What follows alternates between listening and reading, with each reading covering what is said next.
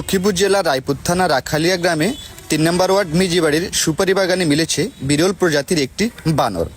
খাবারের সন্ধানে লোকালয়ে ছুটে আসা বানরটি একটু ভিন্ন প্রজাতির।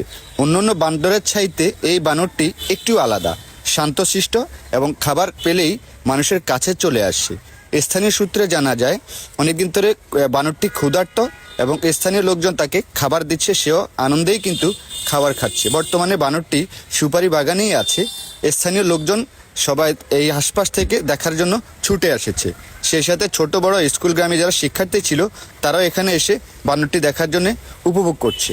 তবে বানরটি বিরল প্রজাতি হওয়ার কাউকে কোনো ক্ষতি করছে না। খাবার দিলেই লোকালয়ে চলে আসে, মানুষের সাথে মিশে এবং তার গায়ের রং বাদামি থেকে একটু ভিন্ন প্রজাতির। বর্তমানে বানরটি মিজিবাড়ির সুপারি বাগানে আছে।